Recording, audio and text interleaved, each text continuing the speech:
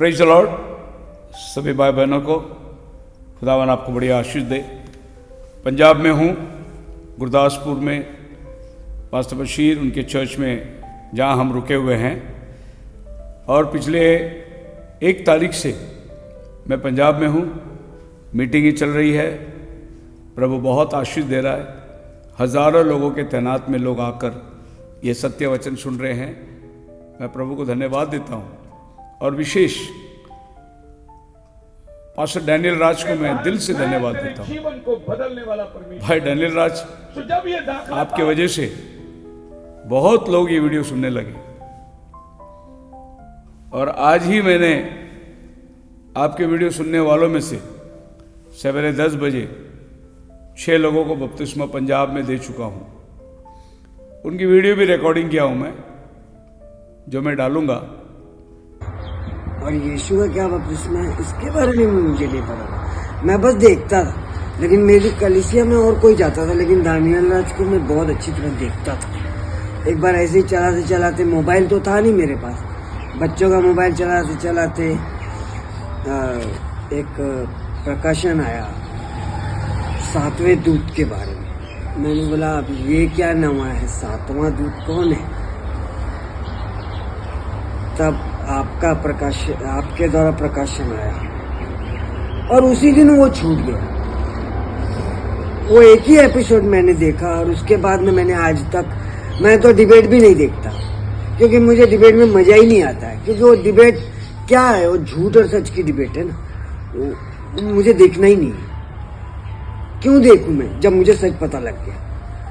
बहुत से लोग डिबेट करते हैं एक दूसरे के बारे में, डिबेट पर मैं ध्यान नहीं देता। मेरा खुद का छुटकारा नहीं हुआ, मैं डिबेट को क्या करूं? अब मुझे पता लगा कि वचन जब पहुंचा मेरे पास के मन फिराओ, तुम यीशु के नाम से बपतिस्मा लो तो तुम पवित्र आत्मा का दान पाओगे। मेरे घर वाले कहते थे हम तो ऐसे ही, कौन पवित्र आत्मा क्या होता है? मैं भी ऐसे ही हूँ, हर संडे जाते हैं, आ जाते हैं। पवित्र आत्मा का दान के बारे में पता नहीं, पाप क्षमा हुए कि नहीं पता नहीं, कुछ नहीं पता। ऐसे ही संसार से ही निकल के आए थे और कोई चेंज नहीं आया। लेकिन जब ये वचन अभी 18 महीने से मैं सुन रहा, हमें तो ये भी नहीं पता था कि 7वां दूत भी है। हमें ये भी नहीं पता था कि फल कौन सा है। हमें ये भी नहीं पता था कि 7 मोहरों का प्रकाश है। ऐसा बहुत कुछ है। तो धन्यवाद है प्रभु का, प्रभु ने हमें यहाँ लेकर आया। हम खुद कुछ नहीं कर सकते, हम खुद कुछ नहीं कर सकते सर। बहुत परेशान हुए, बहुत से हालात में, लेकिन वचन जब आएगा तो ही चेंज होंगे ना। यीशु का बपतिस्मा आएगा तो ही पाप क्षमा होंगे ना। बिना यीशु के तो वैसे ही चल रहे थे जैसे सारी दुनिया चल रही है। वहाँ जाओ बोलते तो वहाँ भी वही सब किसी की। तो आपने वीडियो देखा और आपको सच्चाई समझ में आया? समझ में आया, हाँ जी। वीडियो देखने के बाद ही सच्चाई समझ में आया। आप डैनियल राज का वीडियो कितने साल से देख रहे थे? करीबन 2 साल देखता रहा। हाँ जी। कुछ नहीं समझा? नहीं, बिल्कुल। जब ये सच्चाई समझा तो आप मन को याद, तो आपका पूरा परिवार आया है बपतिस्मा? हाँ बिल्कुल, पूरा परिवार। क्योंकि वो जो मैं कहूँगा वही करता था। मैं बड़ा हूँ। ये सत्य बपतिस्मा है। हाँ, कि ये सच्चा बपतिस्मा। आप कितना दिन से वीडियो सुन रहे हैं हमारे? मुझे 18 महीने हो गया कम से कम। 18 महीने से वीडियो सुन रहे हैं। और आज ये संधि मिल गया आपको? बिल्कुल बिल्कुल। तो मसीह में मेरे प्रिय लोगों, ये भाई 2 साल से लगभग दानियल राज का वीडियो देखता था, बहुत ज्यादा देखता था। जब इसको हमारा वीडियो मिला ये सच्चाई का, 18 महीने से वो वीडियो देख रहा और बपतिस्मा के लिए खोज रहा था वो। और आज उसको, जब मैं पंजाब में आया कन्वेंशन के लिए, पास्टर जॉर्ज के तरह उनको मालूम पड़ा कि मैं यहाँ हूँ, तो वो अपने पूरे परिवार समेत प्रभु यीशु मसीह के नाम से बपतिस्मा लेने को आया है। यही एक नाम है पाप क्षमा के लिए, और यही नाम जयवंत है। इस नाम के आगे कोई लड़ाई नहीं कर सकता। यही नाम उद्धार देता है। आसमान और जमीन में एक ही नाम है, यीशु नाम, जो हमारे पापों से हमें छुड़ाता है। और आज हम पास्टर बशीर के चर्च में बैठे हैं और यहाँ पर बैप्टिज्म टैंक है और इनको हम लोग बपतिस्मा देने जा रहे हैं। सारा महिमा गौरव हम प्रभु को देते हैं यीशु मसीह के नाम से, आमीन, हालेलुया। अब क्या आपके वीडियो सुनने वाले इस बात को जान ले, मैंने आपके साथ में पहले ही बताया था, यीशु का नाम का बपतिस्मा लेने वाले को तुम कभी भी पिता पुत्र पवित्र आत्मा का नाम में बपतिस्मा दिला ही नहीं सकते, क्योंकि वो सब घूम के देख के आके यीशु का नाम में बपतिस्मा लिया है। लेकिन पिता पुत्र पवित्र आत्मा के नाम में जिसको आप प्रचार करते हैं बपतिस्मा लेने वालों को, मैं यीशु के नाम में दोबारा बपतिस्मा इसके पहले हजारों दे चुका हूं और अभी दे रहा हूं। और इसके लिए मैं प्रभु को धन्यवाद देता हूं कि प्रभु ने आपको माध्यम बनाया, क्योंकि अभी आपके चाहने वाले जितने लोगों ने मुझे फोन किया उन्होंने यही बोल के फोन किया कि हम भाई डैनियल राज की वीडियो सुनते थे, जब उन्होंने आपका नाम लिया शेखर डेविड, तो फिर हम ढूंढने लगे इंटरनेट में शेखर डेविड कौन है। इस तरीके से वो मेरे वीडियो तक पहुंच गए। अब जब वो मेरे वीडियो सुनने लगे, डिबेट सुनने लगे, प्रभु उनका परिवर्तन करने लगा, सच्चाई जानने लगे वो। क्योंकि आप जो बोल रहे हैं ना, वो इतिहास नहीं है, बाइबल की बातें नहीं है, वो रोमन कैथलिक के द्वारा डाला हुआ चीज है। उसके लिए हमने प्रूफ दिया है, बहुत सारी जगहों में दिया है, अभी भी देंगे हम आपको। पर मैं आपसे ये कहना चाहता हूं, आपने कल के दिनों में एक वीडियो डाला, वॉइस मेल, किसी का कॉल रिकॉर्डिंग करके, जब वो बात कर रहा था आपने पूरा वीडियो नहीं सुनाया लोगों को, आपने पूरा वीडियो सुनाना चाहिए था। मैं उस बंदे से बोल रहा हूं कि आप कहां रहते हैं, तो बोले सोनगढ़। मैं बोला सोनगढ़ में हमारा चर्च है, मैं 25 साल से सोनगढ़ में आता हूं। बोले जानता हूं।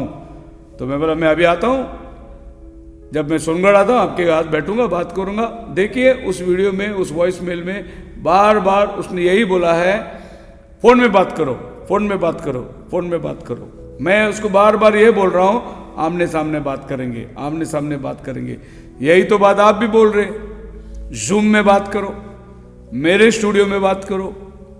हमारी एक ही कंडीशन है, आपके बहुत सारे प्रोटोकॉल है, मेरी बेटी की, मेरा कैमरामैन होगा, मेरा स्टूडियो होगा, मेरा लड़की जो है उसी से आपको बात करना होगा, आप ही को बात करना होगा। आपने बहुत सारे कंडीशन रखे, मेरा एक ही कंडीशन है, स्टूडियो से बाहर निकलो।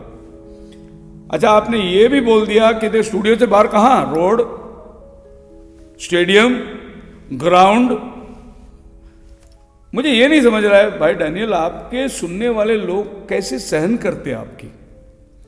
अगर उसमें जरा भी मैच्योरिटी लोगों के अंदर होगा ना, वो जान लेंगे कि आप क्या बात कर रहे हैं। इमैच्योर लोग जो आपकी बातें सुनते हैं, और ये बंदा जो जिसकी आपने ऑडियो डाला है, ये भी कैसे बात कर रहा है देखा आपने, सेम आपके जैसा, आपका ही चेला है लगता हो। खैर, मेरे बहुत फोन आ रहे, और मैंने शुरू में आपको एक बात बताया था, आप ये मत बोलो आपके व्यूवर्स लोगों को कि शेखर को ब्लॉक करो, शेखर की वीडियो मत देखो। मैंने आपको पहले बोला था, आप ये मत बोलो, देखने दो उनको, समझेगी सच्चाई क्या है। मैं नहीं बोलूंगा, मैं कभी नहीं बोलूंगा डैनियल का वीडियो मत देखो, डैनियल को ब्लॉक करो, मैं कभी नहीं बोलूंगा। सोशल मीडिया है, आपका हक बनता है बात करने का, मेरा भी अपना हक है, हमारा खुद अस्तित्व है, हम बात कर सकते। आपने कल वो वीडियो डाला बोला जिसमें मैं कहता हूं कि मैं एक बाप का औलाद हूं, आप बोलो ना मैं 3 बाप का औलाद हूं, कौन रोका आपको। मेरा सोच और मेरा विचार है, मैं अपने शब्दों में बयान करता हूं, आप भी अपने शब्दों में बयान करो। अगर वो 1 बाप का औलाद है तो मैं 3 बाप का औलाद है, आप बोलो ना, आपके श्रोताओं को सुनने को अच्छा लगेगा। आपने मेरी वीडियो लेकर, मैंने आपको बोला ही नहीं था, कॉमनली हम लोग प्रचार करते हैं, मैंने अपने ऑडियंस के लिए रख दिया। आपने उस बात को लेकर बोला देखो 1 बाप का औलाद है, और जिसका ऑडियो तुमने डाला पता नहीं, उसका नाम भी मेरे को मालूम नहीं, वो बार बार यही लगा रहा है रट, मेरे को जवाब दो, मेरे को जवाब दो। मैं बोला सामने आता हूं, वो भी बोल रहा है सामने नहीं आने का, आप भी बोल रहे हैं सामने नहीं आने का, खाली मेरे स्टूडियो में आना है। भाई मैं तो खुल के बात करता हूं, आप बोलते हैं आपने नंबर दिया सबको, मेरे से बात करो, मेरा नंबर है। मैंने नंबर संपर्क करके डेट और अपॉइंटमेंट लेने के लिए मेरा नंबर दिया, डिबेट करने के लिए मैंने थोड़ी नंबर दिया, डिबेट फोन में होता ही नहीं है। और मेरा नंबर रखा हूं, आप अपना नंबर नहीं उठाते, आपने एक रिसेप्शनिस्ट रखा है। क्या वो लड़की का शिवान आपका रिसेप्शनिस्ट है, इससे बात करो और आप ही बात करो और इसी औरत से बात करो। और ये बड़ी मुद्दे की बात को कैसे एक औरत के साथ में बैठ के बात करें, तो डायरेक्ट कोई जिम्मेदार आदमी, इतना ही मैंने बोला। आपने क्या बोला, शेखर डेविड के चर्च में मैंने देखा है, उनका कान का उतार दिया, नाक का उतार दिया, उनको घबरा के रखे, या अपने माँ बहन से बात करता नहीं होगा क्या घर पे, क्या क्या बात करे भाई डैनियल। हमारा मतलब क्या था कि देखो कोई एक मुद्दे की बात करती है तो किसी लेडी से बात करना मैं नहीं पसंद करता, इसके लिए हमारे मीडिएटर लोगों ने बात किया। अगर आप होते तो मैं आपसे डायरेक्ट बात करता, उसके लिए आपने कितने मुद्दे खोल दिए। सिंपल सी बात है, आप स्टूडियो से बाहर हो, मीटिंग हम लगाते हैं। आपने ये भी बोल दिया कि आपके पैसे हमें जरूरत नहीं है, मैं आपको थोड़ी पैसे दे रहा हूं भाई, आपका आदत में जो मालूम है। मैंने एक और वीडियो आपका सुना था, बहुत बढ़िया वीडियो था। आप कहीं स्टेज में खड़े हैं, एमएमबी के स्टेज में, और कह रहे हैं, ओपन स्टेज है शायद, कहते कि मेरे 22 लाख का गाड़ी इधर खड़ा है। चुटकी में, डंके की चोट में कहता हूं, ये 22 लाख की गाड़ी, अभी चाबी देख के जाऊंगा, मेरे पास पेपर भी है, अभी देख के जाऊंगा। और फिर आप अपने लोगों से कहते हैं आज शाम को हम लोग फ्लाइट पकड़ के जाएंगे। आपका कहना यह था कि मेरी गाड़ी की कीमत 22 लाख की है। दूसरा आपका कहना यह था कि हम सब लोग फ्लाइट में जाएंगे, मेरा पास पैसा है, यही आपको बताना था ना। अगर मैं उधर होता ना, आपका पास से वो 22 लाख की गाड़ी पहले ले लेता। क्यों पता है? आपकी शर्त यह थी कि पेंतिकोस्त के दिन में जैसा आत्मा उतरा ऐसा फिर कभी उतरा। अगर कोई यहां बैठा हुआ पास्टर सबूत दे तो मैं 22 लाख की गाड़ी छोड़ के जाता। मैं पहला हाथ उठाता था, मैं आता था, देखो प्रेरितों की किताब में कितनी बार आत्मा उतरा है। आपका सवाल का जवाब 4 अध्याय के अंदर आप देखिए, जहां वो प्रार्थना कर रहे थे वो जमीन हिल गया, पवित्र आत्मा से वो भर गए। 11वां अध्याय 15 वचन में देखो, पढ़ के क्या कहता है। पतरस कोर्नेलियुस के घर पे इन्होंने जैसी आत्मा पाई, जैसे हमने आरंभ में पाया वैसी आत्मा। वचन का सबूत दिया आपको 2 जगह, पवित्र आत्मा का जैसा फिर से आत्मा उतरा था बाइबल में। और आप इतिहास तो जानते नहीं भाई। वेल्स रिवाइवल देखो 1800 सदी में क्या हुआ था। वेल्स रिवाइवल अपने इंडिया में भी आई थी वो। अभी मैं गया था मेघालय में, वहां पर मैंने वेल्स रिवाइवल का चर्च देखा। उधर लिखा हुआ है वेल्स रिवाइवल के टाइम पे उन्होंने 1800 सदी में आके यहाँ चर्च बांधे। पवित्र आत्मा का अभिषेक देखो भाई, वेल्स रिवाइवल में प्रभु ने क्या काम किया। 1900 सदी 1906 में अजूजा स्ट्रीट के अंदर क्या हुआ था देखो। रिवाइवल कैसे आई, पेंटिकॉस्टल रिवाइवल कैसे आई, कैसे लोग आग में भरे, कैसे किस तरीके से उन्होंने वरदानों को रिस्टोर किया, पूरी दुनिया को आग लगा दे दी। अजूजा स्ट्रीट डाल के देखिए आप, यूट्यूब में, गूगल में डाल के देखिए 1906 में क्या हुआ था, 18 सदी में क्या हुआ था। भाई डैनियल, आपको इतिहास मालूम ही नहीं। आप इतिहास तो कम से कम जानो, वचन तो जानते ही नहीं, आप कम से कम इतिहास तो जानो। ये तो हमारे दिनों में स्कूल में पढ़ाया हुआ चीज है। और आपके कहने के मतलब, अगर पेंतिकोस्त के दिन जो आत्मा उतरा उसके बाद कहीं नहीं उतरा कहना है, तो आप तो पवित्र आत्मा का अस्तित्व को ही खत्म कर दिया। पर हम कहते हैं कि पवित्र आत्मा तब तक एक कलीसिया को चलाएगी जब तक रैप्चर ना हो जाए। वो आया करके बाइबल में लिखा है, पेंतिकोस्त का दिन गया करके बाइबल में नहीं लिखा है। वो कब जाएगा? जब तक कलीसिया को उठा लिया ना जाए। पवित्र आत्मा क्यों आएगा? यूहन्ना 14:26-27 में क्या लिखा है? वो जब आएगा वो सत्य में तुम्हारी अगुवाई करेगा। यही तो हम बोल रहे हैं। पिता का काम पुराने नियम में हुआ, नया नियम में प्रभु यीशु मसीह जो पिता वचन देहधारी होकर आया, और कलीसिया काल जब शुरू हुई पवित्र आत्मा ने, और आज तक पवित्र आत्मा का काम चल रहा है। और वो पवित्र आत्मा कलीसिया को तैयार कर रही है। आप इस तरीके से लोगों के सामने रखते हैं कि हम पवित्र आत्मा को मानते नहीं, अरे ये युग पवित्र आत्मा का युग है, पुत्र का युग। जब वो सलीब पर चढ़ा, गाड़ा गया, तीसरा दिन जिंदा हुआ, स्वर्गवास हुआ, पुत्र भाग जो है, सनशिप का काम खत्म हुआ। आज होली स्पिरिट का काम पिछले 2000 साल से चल रहा है। पिता का काम, नया करार जब शुरुआत हुई, वहां पिता का काम खत्म होता है। उत्पत्ति से लेकर God above us, New Testament में गॉड विथ अस, चर्च में God in us, God above us, God with us, God in us. ये परमेश्वर का 3 कार्य है। और आपने इस वीडियो को डालकर लोगों को यही बताना चाहते कि देखो क्या हो रहा है।